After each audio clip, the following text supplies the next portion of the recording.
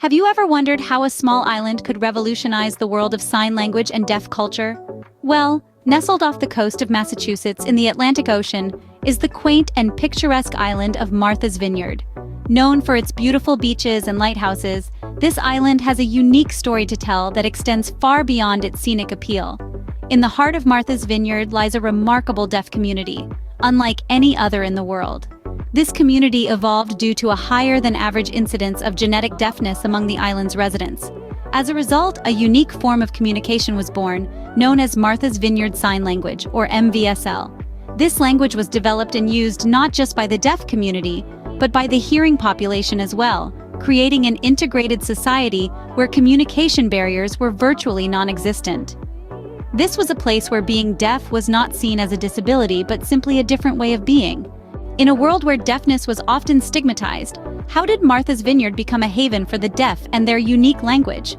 A question that takes us to the heart of Martha's Vineyard Sign Language, or MVSL. Emerging in the 18th century, MVSL's roots lay in British Sign Language, brought by early settlers. But due to the island's isolation and a high incidence of hereditary deafness, MVSL evolved to become its own distinct dialect. What set Martha's Vineyard apart was its inclusivity. This wasn't a language used solely by the deaf. No, every member of the community, deaf or hearing, used MVSL. It was woven into the very fabric of their daily lives. Conversations flowed freely, unhindered by the barriers of communication that often segregate the deaf from the hearing. Martha's Vineyard was not just a place, but a sanctuary where sign language flourished and deafness was normalized. How did this small island become a deaf utopia, and what is its legacy today? Martha's Vineyard flourished as a haven for the deaf due to its unique societal structure. The deaf community was not just accommodated here, but celebrated. They were involved in every aspect of life, from farming to governance. Deafness was simply another characteristic, like hair color or height, not a disability.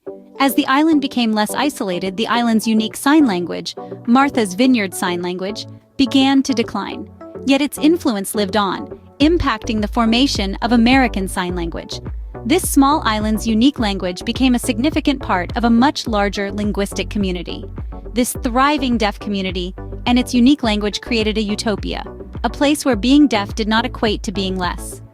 Martha's Vineyard was a beacon of hope in a world that often marginalized the deaf, and its legacy continues to inspire us today.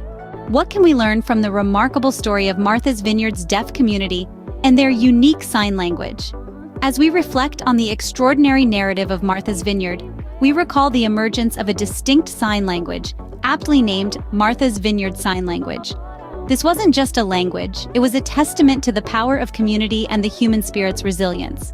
The deaf residents of the vineyard didn't simply adapt to their circumstances, they thrived, creating a vibrant culture and a language that was uniquely their own. The history of Martha's Vineyard offers us invaluable lessons about inclusivity, acceptance, and the strength of community. It serves as a powerful reminder that our differences don't have to divide us. Instead, they can be the very thing that unites us, fostering understanding, empathy, and mutual respect. Martha's Vineyard teaches us that language and communication are not barriers, but bridges that connect us all, regardless of our differences.